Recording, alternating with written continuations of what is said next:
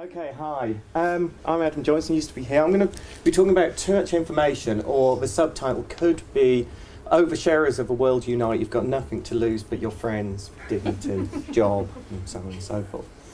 So I'm going to take you on a small journey in terms of my research, where I started off doing lots of research on online self-disclosure, really motivated by the belief that it was a good thing. More recently, I've started to think that reserve and secrecy are actually kind of much more important when it comes to forming relationships and posting information about ourselves. So in around 2001, I published a series of studies which looked at people doing internet chat, and I found that people disclosed 4 times as much information about themselves online, and the reason for this was because their focus changed. They became more focused on themselves and less focused on the audience. This is, according to communication theory, a good thing, because disclosure is supposed to be very healthy. If you keep a diary, you're more mentally resilient, you're generally keep better mental health. If we think about relationships, often, we hear the thing about we don't talk anymore, or, you're not listening, you don't understand me. Exactly the same kind of thing. People talking post-trauma, all these kinds of things are very beneficial for a relationship. However, what's happened recently is that disclosure has no longer become a decision, it's become the default. We're giving out large amounts of information to social media. All that information is being taken by data miners or by organisations. And we've given away, or we're oversharing. Effectively, we've sold our privacy and our ability to decide who we share information to in order to gain access to these social media and these social networks.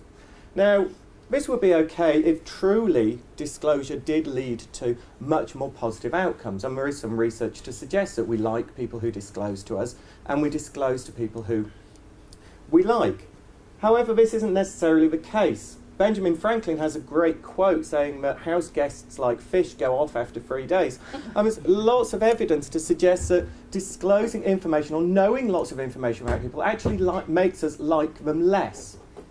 And we've been doing some research. This is a graph from one of my PhD students, Dave Houghton, which shows that sharing the same photograph to different people has a different impact. Share a photo of objects with colleagues, they like you, share it with your family, and they lose admiration.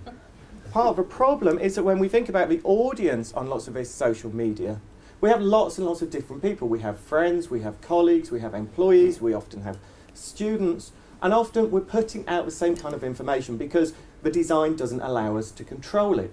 So we ran a fake student experiences company as part of a study where we gave people the opportunity to go to a strip club or a theme park, and we primed Facebook by showing them this page or just showing them a series of pictures. What we found is that when we primed Facebook, people demanded higher remuneration for going to the strip club, no difference for the theme park. So what we were seeing was that people were starting to control their offline activity because they were fearful that it might end up on Facebook. So effectively, we've created our own panopticons. And we've created our own panopticons where the guards are not state employees or state surveillance machinery, but they're our friends, our colleagues, our peers, and so on and so forth. And we've argued that this is akin to crowding. Now, we know that crowding isn't a good thing. It has all kinds of negative implications for mental health and for stress and so on and so forth. And what we're seeing is effectively digital crowding, where we don't have any control over our social interactions. In fact, what happens is that we're flooded with social interaction. And just as people respond to crowding in lots of kind of ways like withdrawing or increasing their privacy concerns or spending more time away or hiding away from social interaction, so we'll see exactly the same occurring with social media.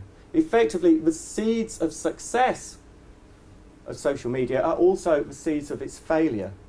And really what we need to do is go back towards being more enigmatic. The reason why the Mona Lisa is so kind of interesting to people is because no one really knows what her expression means and why she's smiling. And that's exactly what we need to do. So we know that disclosure is good, but too much is bad. That's why we don't tell people, strangers, lots and lots of information. And we respond to over-disclosure by withdrawing from the social situation. And so if social media is going to actually cope with this and is going to thrive, we need to find ways to design in choice. Thank you.